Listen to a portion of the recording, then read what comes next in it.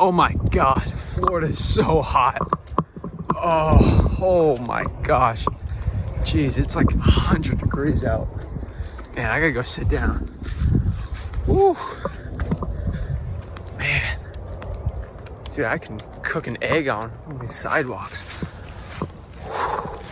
Jeez, that sun is blazing out there.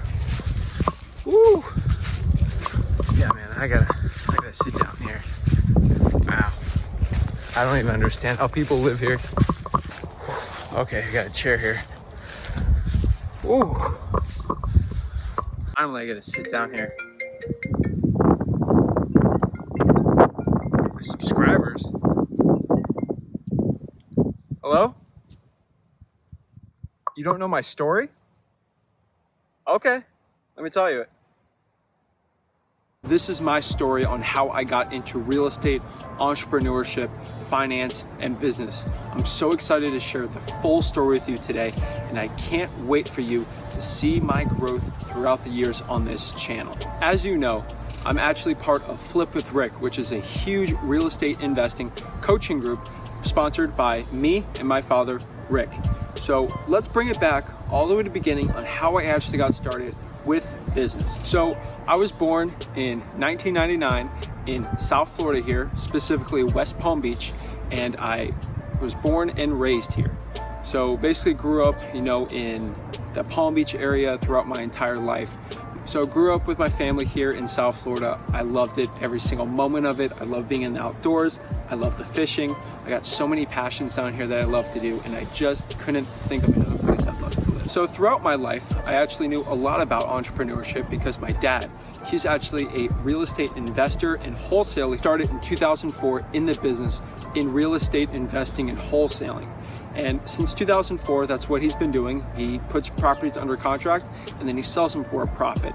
And ever since I was about 5, 6 years old, that's what he's been doing. He's always been teaching me along the way how to actually do the business, more or less the past 16, 17 years. Fast forward and everything, I wasn't really interested in the business. He always talked about it, never really pushed me into it, and I didn't really know what to think about it. In high school and middle school, I was always so into sports. I actually loved basketball, football. I actually started doing some combat sports when I was in high school.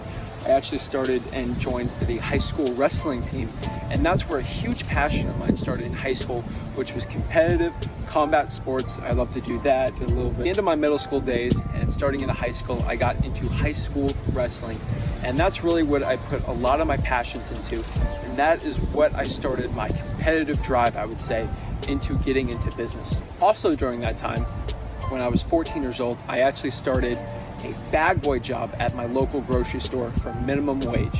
I think it was like $7 an hour, maybe $8 to be fair, but I'm pretty sure it was like $7.25. This was in 2014. So in 2014, I was actually a bag boy in high school doing wrestling, and that's basically what consumed a lot of my time during those days. And then during that time, I was actually, I'm not calling myself a smart kid, I was just financially literate. I started investing at the age of 14 in the stock that I worked in. 14, I worked at Publix, which is the local grocery joint here in Florida and throughout the southeast of the United States.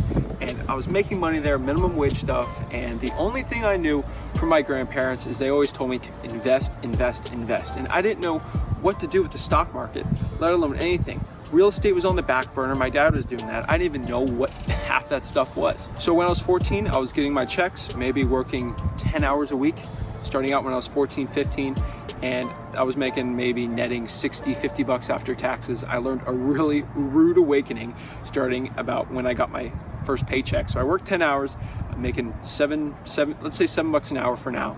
And I got the check, I was expecting $70. And what happened was I got a check for $50.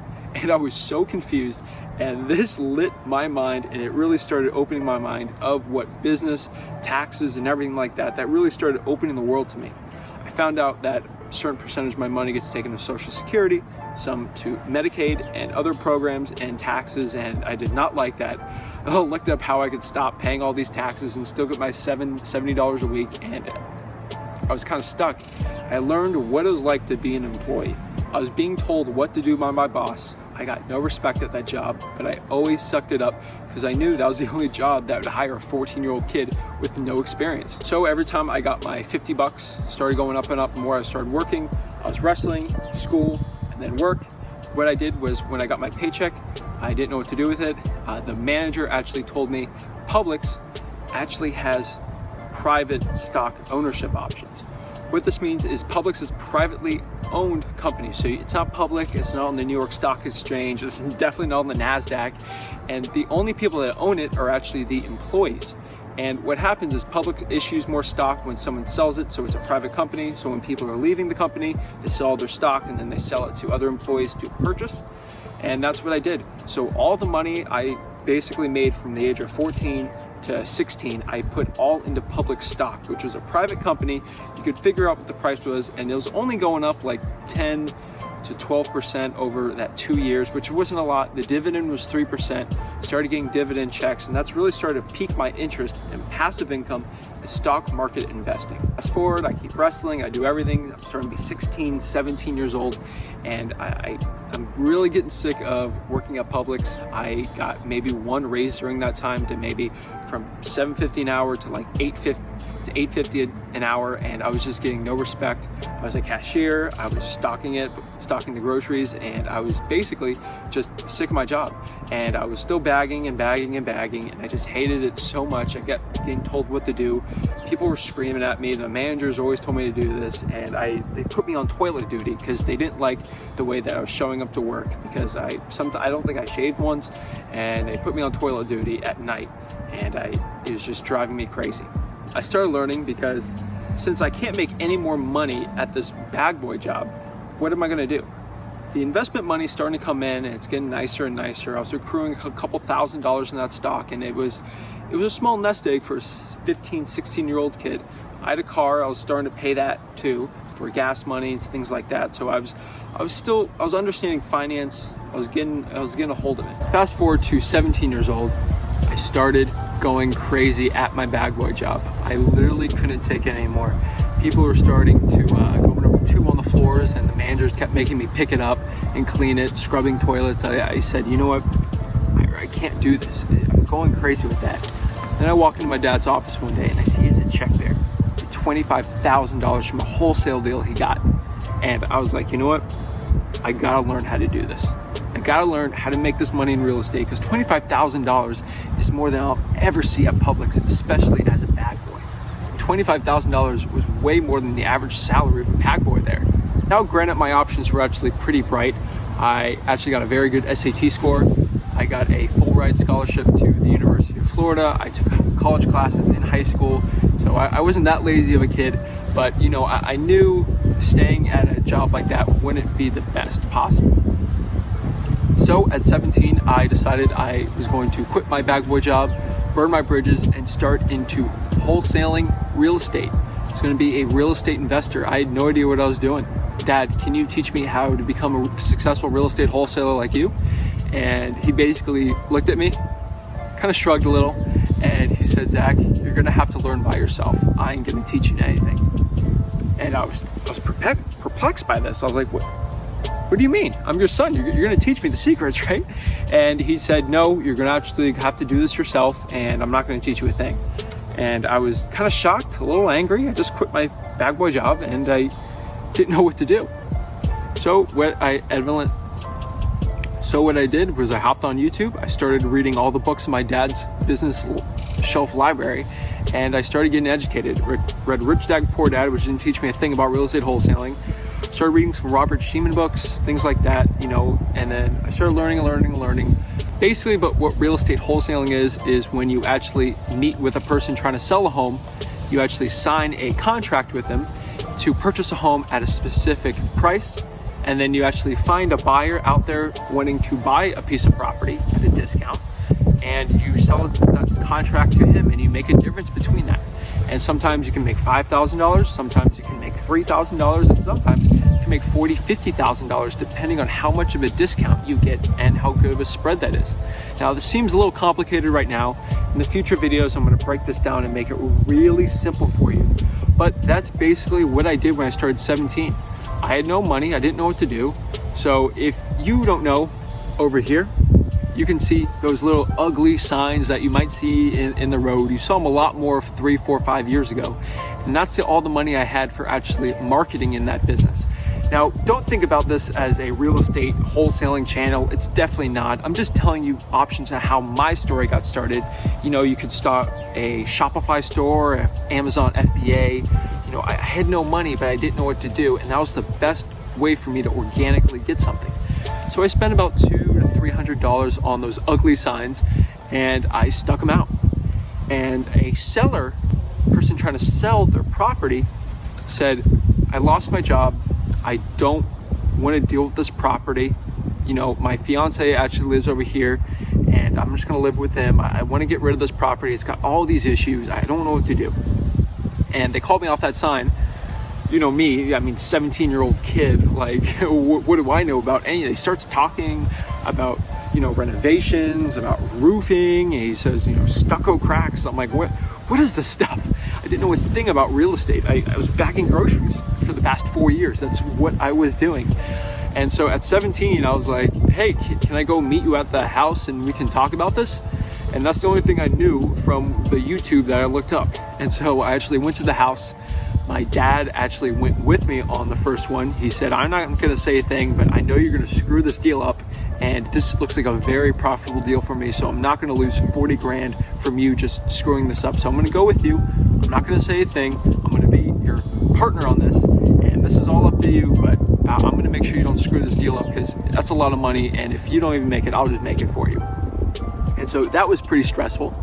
He went with me on that appointment. He didn't say a word. When I say he didn't say a word, the seller was like, who are you? And he's like, I'm his partner.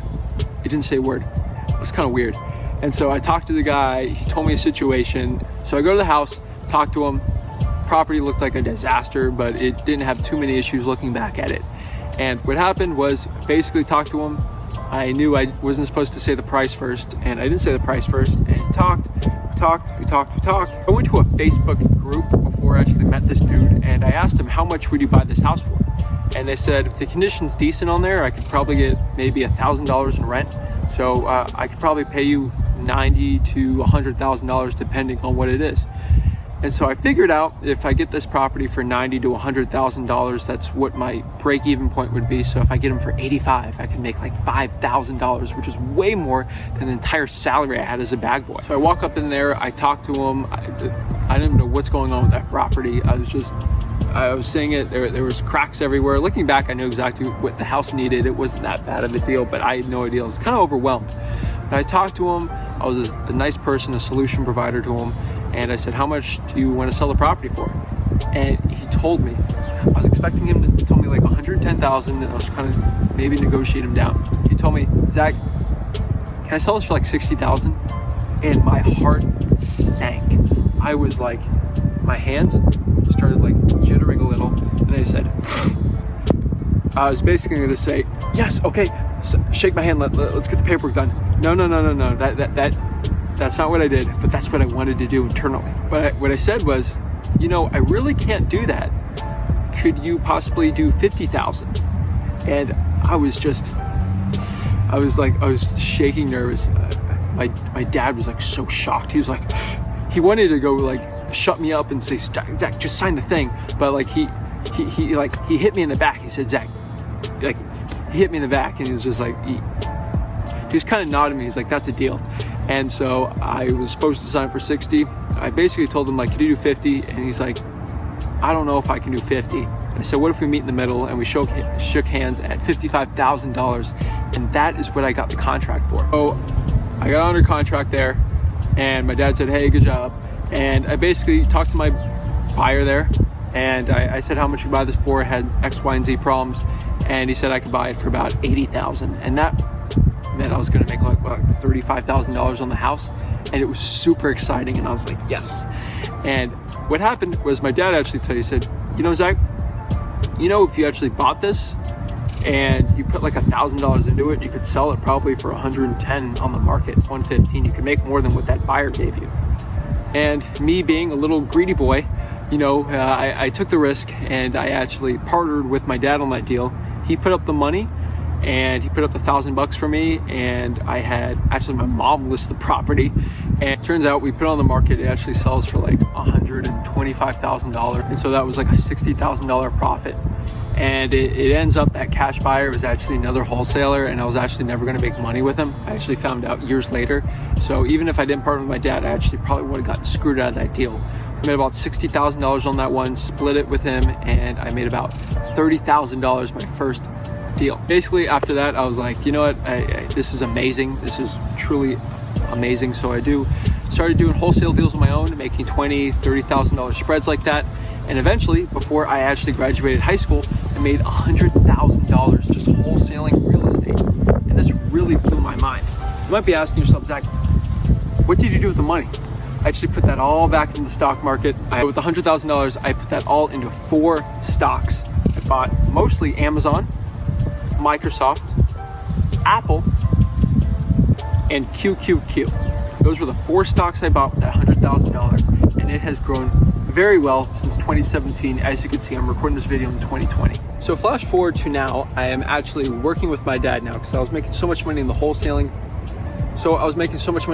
I graduated high school, got a full ride scholarship to the University of Florida, go Gators. And I actually went up there and I started, any college kid was doing there. I started out as a finance major there, and I just went to school. Thought I was gonna party up, have a fun time over there. What actually happened was I figured out that I was so addicted to making money and having a business that I started cold calling in there. I figured out how to actually wholesale real estate virtually, and I actually used my dad as a boots on the ground type guy. So I would get the appointments and I would actually send them to him, and we'd split the deals in college. So I was making like $50,000, $60,000 a semester at the University of Florida, just wholesaling virtually. Turns out I figured out if I made $50,000 a semester, I could actually make that into $100,000 if I actually went on the appointments myself. And so what I did was I actually learned I could take my classes at the University of Florida online while still being at school. I could actually watch the lectures online, and I could actually take the tests online also, while just getting the same degree. So I came back home, started real estate investing full-time about a year ago, and I'm still on this journey now, and I actually partnered up with my dad. He's actually the top real estate wholesaler in Treasure Coast. And so basically what we do now is I actually run his operations here, and I also run operations on the real estate education side, which is Flip with Rick. And that partnership has grown very well. We've expanded our market share more on the wholesaling side. We got systems and teams going on now, and that's what I am now. Most of the money I make into wholesaling real estate, and especially on the education side, I actually put a lot of that in the stock market. I reinvest that into the business, and then I also put a little bit into real estate too. Real estate as an investment is a really good one, but actually making it as an income with using leveraging and getting private money, that actually works very well too. But that's really my story. In December of 2019, I actually graduated from the University of Florida. Insane story. I can tell you my college story too. So I was working full-time as a real estate wholesaler, working full-time as a full-time college student, and it was literally insane. I was doing about 15, 16 credit semesters by doing all these deals, doing the YouTube channel for Flip with Rick. It was literally consuming all my time. And I found out all the time I was using to actually do my schoolwork, I could actually do making a YouTube channel. So that's where I'm really transferring that time over, and I'm actually sharing my journey with you here. So that is my story of entrepreneurship since I was a kid. And I love it all, man. I can tell you so many other great stories that you're gonna hear me talk about. But so check me out, guys. This is my story. I hope you enjoyed it. Please like and subscribe. And again, if you have any comments or questions, please comment below. My socials is @FlipWithZach.